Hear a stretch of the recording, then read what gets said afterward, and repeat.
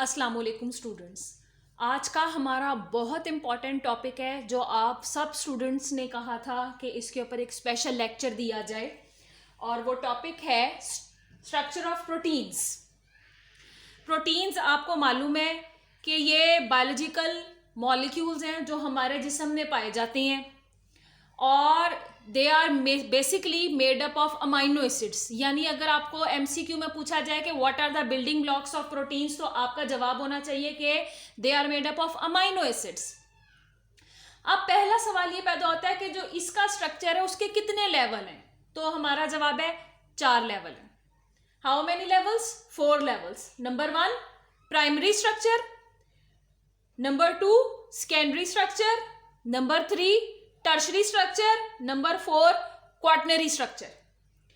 Primary structure हमें यह बताता है कि किसी भी प्रोटीन के अंदर अमीनो एसिड कितने हैं, 5 हैं, 10 हैं, 10,000 हैं, 20,000 हैं, और वो तरतीब में कैसे लगे हुए हैं। यानी हमें यह बात बताएगा कि what is the number of amino acid and what is the sequence of amino acid. अब इसको सबसे पहले फ्रेडरिक सेंगर नाम के साइंटिस्ट थे, उन्होंने बताना शुरू किया था, और उनके काम से हमें खासी हेल्प मिली और हमें मालूम हुआ कि अमीनो एसिड की एक खास नंबर भी होता है हर प्रोटीन में, और वो एक खास तरतीब से भी लगे होते हैं। मिसाल के तौर पर ये मैंने एक छोटी सी प्रोटीन बनाई है, इसमें आप देख रहे हैं तकरीबन 7 अमीनो एसिड्स हैं।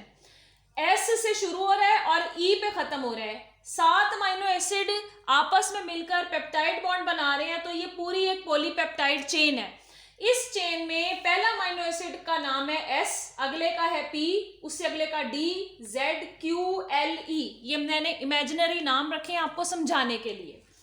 तो जब हम इस पूरी प्रोटीन में हम देखते हैं कि नंबर क्या है अमीनो एसिड का 7, तो हमें पहले पता चल गया कि जी नंबर पता चल गया। और सीक्वेंस में क्या है, क्या तरतीब है जिसमें ये जुड़े हुए हैं, तो वो देखिए मैंने सीक्वेंस भी लिखा हुआ है। पहला amino acid S, P, D, Z, Q, L and E. ये सीक्वेंस आ गया अमीनो एसिड्स का। हर प्रोटीन का एक मखसूस सीक्वेंस होता है और उसमें कोई भी अमीनो एसिड आगे पीछे नहीं हो सकता। तो ये हो गया हमारा प्राइमरी स्ट्रक्चर। प्राइमरी स्ट्रक्चर में हम एक इंपॉर्टेंट प्रोटीन की बात करते हैं जो कि है इंसुलिन। ये एक हार्मोन है, पैंक्रियाज हमारा सिक्रीट करता है, हमारे जिस्म में ग्लूकोज को कंट्रोल करता है। अगर हम इसकी बात करें तो ये 2 पॉलीपेप्टाइड चेन्स से मिलकर बना हुआ है। इंसुलिन प्रोटीन इन नेचर है। इसकी पहली चेन में 21 अमीनो एसिड है, दूसरी चेन में 30 अमीनो एसिड है। जब हमने इसको टोटल किया तो जवाब हमारा आ गया 51। तो 51 अमीनो एसिड इसमें टोटल है, ये हमें पहले पता चल गया जी कि इसका नंबर है 51। अब जिस तरतीब से ये लगे हुए, क्योंकि यहाँ बहुत सारे हैं, तो वो जो तरतीब अगर हम अलहदा से लिख लें, देख लेंगे, तो हमें सीक्वेंस पता चल जाएगा। नंबर और सीक्वेंस दोनों का पता चल जाने से हमें मालूम हो जाता है कि एक प्रोटीन का प्राइमरी स्ट्रक्चर क्या है। अब हम एक और प्रोटीन की बात करें, उससे पहले आपको बता दूं, क्योंकि इंसुलिन में 2 चेन्स हैं और ये दोनों चेन्स का आपस में जुड़ना भी बहुत जरूरी है। तो होता क्या है कि चेन्स के दरमियान में, क्योंकि जो हमारे अमीनो एसिड्स हैं वो भी एटम्स से मिलकर बने हुए हैं, उनका रिंग लाइक स्ट्रक्चर होता है, तो दरमियान में 2 सल्फाइड एटम जैसे कि यहां मैंने बनाए हैं, पहले वो आपस में बॉन्ड बनाते हैं और फिर वो दोनों चेन्स के दरमियान में पुल बना के इनको जोड़ देते हैं। तो जैसे 2 पैरेलल रोड्स जा रही है और उनके दरमियान में एक पुल बन जाए जिससे वो दोनों आपस में कनेक्ट कर जाए, तो यहां पर भी ऐसी ही आपको जो है वो कॉन्फॉर्मेशन नजर आ रही है। तो ये जो स्ट्रक्चर है ये डाई सल्फाइड ब्रिज है। क्यों? क्योंकि ये 2 चेन्स को जो कि अमीनो एसिड की बनी हुई है उनको जोड़ रहा है। इसी तरह हीमोग्लोबिन एक रेस्पिरेटरी पिगमेंट है, हमारे जिस्म में खून के अंदर रेड ब्लड सेल्स पर पाई जाती है। ये ऑक्सीजन को कैरी करती है, कार्बन डाइऑक्साइड को निकालने में मदद देती है। हीमोग्लोबिन 4 चेन से मिलकर बनी है। इसकी पहली 2 चेन्स कहलाती हैं अल्फा चेन्स, इसकी लास्ट 2 चेन्स कहलाती हैं beta chains. 2 alpha chains, 2 beta chains, total 4 chains. जो अल्फा चेन है, हर अल्फा चेन में 141 अमीनो एसिड होंगे। पहली अल्फा चेन, दूसरी अल्फा चेन, इसमें भी 141। जो हर बीटा चेन है उसमें 146 जो है वो अमीनो एसिड होंगे।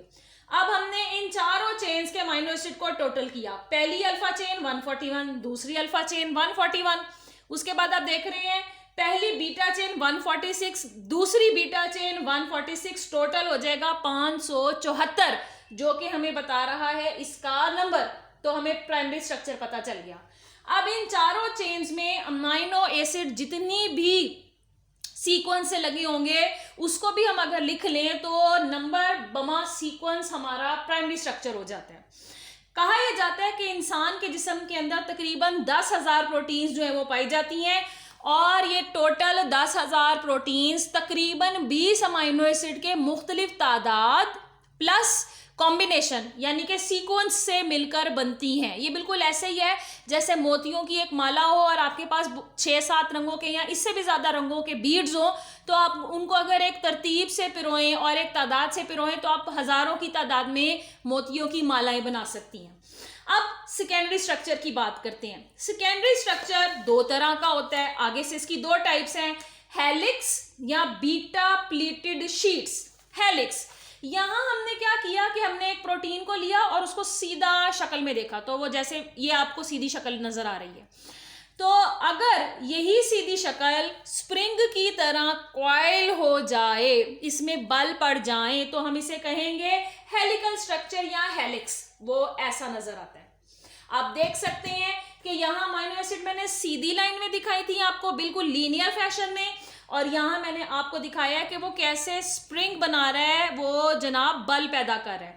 ये जो बल पैदा होते हैं उसमें होता क्या है कि अमीनो एसिड्स के दरमियान में, क्योंकि they are made up of carbon, hydrogen, oxygen, nitrogen, तो मेनली इसमें हाइड्रोजन बॉन्ड बनते हैं, जिसकी वजह से जब जो अमीनो एसिड की चेन है वो सीधी जा रही होती है तो अट्रैक्शन आ जाती है, जिसकी वजह से वो टर्न ले लेती है।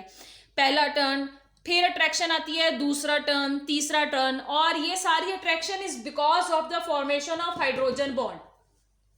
तो ये तो हो गया हमारा कि सेकेंडरी स्ट्रक्चर कैसा हो सकता है, हेलिकल। अगर सीधी चेन कॉइल हो जाए, स्प्रिंग लाइक हो जाए, तो उसे कहेंगे हेलिक्स। और बीटा प्लीटेड शीट, अगर एक परत की शक्ल में ज्यादा सारी प्रोटीन चेन्स एक परत की शक्ल में फोल्ड हो जाएं और इकट्ठी एग्रीगेट हो जाएं, तो उसको हम कहेंगे बीटा प्लीटेड शीट्स। आप देख रहे हैं कि इसमें थोड़ी सी जिग-जैग कॉन्फॉर्मेशन है और ऐसा लग रहा है जैसे ये एक फोल्ड की तरह या मेरे हाथ की तरह इसमें आप कर्व देख रहे हैं, आप इसमें फोल्डिंग देख रहे हैं। हेलिकल स्प्रिंग लाइक होती है और ये शीट के जैसी होती है, तो इसको कहते हैं जी सेकेंडरी स्ट्रक्चर। अब बात कर लेते हैं टर्शरी स्ट्रक्चर। टर्शरी स्ट्रक्चर 3 मुख्तलिफ तरह की बॉन्डिंग्स की वजह से होता है। या तो आयनिक बॉन्ड बनेगा, एक एटम इलेक्ट्रॉन किसी का ले ले, या दूसरा एटम किसी को इलेक्ट्रॉन दे दे। हाइड्रोजन बॉन्ड आपको पता है कि हाइड्रोजन एटम्स की वजह से बनता है, या डाइसल्फाइड ब्रिज जो कि हमने अभी ऊपर भी देखा था, यहाँ के 2 सल्फर के एटम होंगे और वो 2 चेन्स को आपस में कनेक्ट कर देंगे। अब ये जो टर्शरी स्ट्रक्चर है, इसमें जो पॉलीपेप्टाइड चेन होती है वो आपस में इतनी ज्यादा फोल्डिंग होती है कि ना वो शीट जैसी नजर आएगी, ना वो स्प्रिंग के जैसी नजर आएगी, बल्कि आपको उसका सिरा नहीं पता चलेगा कि कहाँ से स्टार्ट हो रहा है, कहाँ से खत्म हो रहा है। और इसको आप पूरा लीनियर फैशन में ओपन करेंगे तो आपको पता चलेगा कि नंबर क्या है, सीक्वेंस क्या है। तो अगर आप देखें तो इसको मजीद कॉइल और जो है वो कॉन्फॉर्मेशन को मजीद कॉइल अप और ऊपर ही ऊपर उसको सिमटा दें और उसको बिल्कुल फोल्ड कर दें, तो फिर ये कॉन्फॉर्मेशन बनती है।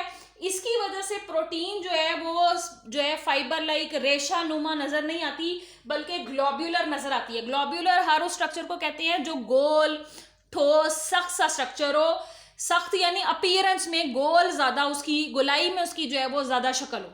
तो ग्लोब्यूलर फोल्डिंग में आप देख रहे हैं कि सारी चेन्स आपस में इतनी अच्छे तरीके से बल खाई हुई है, लिपटी हुई है कि ना आपको स्प्रिंग जैसा नजर आ रहा है, ना आपको शीट जैसा नजर आ रहा है, ना उसकी सीधी आपको लीनियर शक्ल नजर आ रही है। तो जब इतनी फोल्डिंग हो जाए बिकॉज ऑफ दीज 3 बॉन्ड्स, तो फिर हम इसे कहते हैं कि ये टर्शरी स्ट्रक्चर है। ऐसी सूरत में जो प्रोटीन्स होती हैं उसके अमाइनो एसिड्स जब एक्वस एनवायरनमेंट उनको मिले, पानी के पास वो पाए जाएं, पानी में उनको हल किया जाए, क्योंकि हमारे जिस्म में भी पानी है तो प्रोटीन्स तो बहुत सारी हमारी बॉडी में मौजूद होती हैं। तो ऐसी सूरत में कुछ अमाइनो एसिड हाइड्रोफिलिक बिहेव करती हैं और कुछ हाइड्रोफोबिक। फोबिया का मतलब होता है डरने वाला, दूर हटाने वाला। फिलिक का मतलब होता है खींचने वाला। तो कुछ अमीनो एसिड्स का स्ट्रक्चर ऐसा होता है कि वो पानी को हल करना पसंद करते हैं, पानी में हल होना पसंद करते हैं, पानी के साथ अट्रैक्शंस पैदा करते हैं, बॉन्डिंग कर सकते हैं। और हाइड्रोफोबिक का मतलब है कि कुछ उसके ऐसे हिस्से होते हैं, कुछ ऐसे उसमें स्ट्रक्चर होता है कि वो पानी को रिपेल करता है, पानी में हल होने की कोशिश नहीं करता, पानी को दूर करता है। तो दोनों तरह से अमीनो एसिड एक जो प्रोटीन है उसमें मौजूद अमीनो एसिड्स की शक्ल में पाए जाते हैं एक्वस एनवायरनमेंट में, जब पानी की हम बात कर रहे हैं।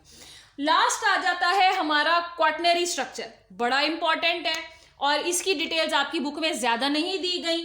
हीमोग्लोबिन जो कि हमारा रेस्पिरेटरी पिगमेंट है, हमारे खून में रेड ब्लड सेल्स पे बहुत मिकदार में पाई जाती है। ये बड़ी इंपॉर्टेंट ऐसी हमारी प्रोटीन है जो कि क्वाटनरी स्ट्रक्चर रखती है। क्वाटनरी स्ट्रक्चर बनाने के लिए 3 अलग तरह के बॉन्ड होते हैं जो कि काम सरंजाम देते हैं। या तो वो हाइड्रोफोबिक इंटरेक्शन होगी, यानी पानी को दूर हटाने वाली अट्रैक्शंस पैदा होंगी, या वो हाइड्रोजन बॉन्डिंग की वजह से होंगी, और तीसरी उसमें एटम्स आपस में आयनिक बॉन्ड बनाएंगे। आयनिक बॉन्ड में हमेशा एटम्स गिव एंड टेक करते हैं इलेक्ट्रॉन का, मुकम्मल तौर पर इलेक्ट्रॉन किसी को दे देते हैं और कोई दूसरा कोई इलेक्ट्रॉन पूरी तरह ले लेता है। अब इधर आप क्वाटनरी स्ट्रक्चर को देख सकते हैं, आपको कितनी चेन्स नजर आ रही हैं? 4 पॉलीपेप्टाइड चेन्स जो है आपको नजर आ रही हैं। किसी का आपको सिरा नहीं पता चल रहा कि स्टार्ट कहां से हो रहा है और खत्म कहां से हो रहा है। तो अगर एक से ज्यादा पॉलीपेप्टाइड चेन्स किसी प्रोटीन में इतनी अच्छे तरीके से फोल्ड हो, कंबाइन हो और उनकी कॉन्फर्मेशन इतनी ज्यादा हो कि उसमें फोल्डिंग बहुत ज्यादा हो जाए और पॉलीपेप्टाइड की चेन्स की जो तादाद है ज्यादा हो, तो फिर उस स्ट्रक्चर को हम कहते हैं क्वाटनरी स्ट्रक्चर। इसके साथ ही ये बेहद इंपॉर्टेंट टॉपिक खत्म होता है।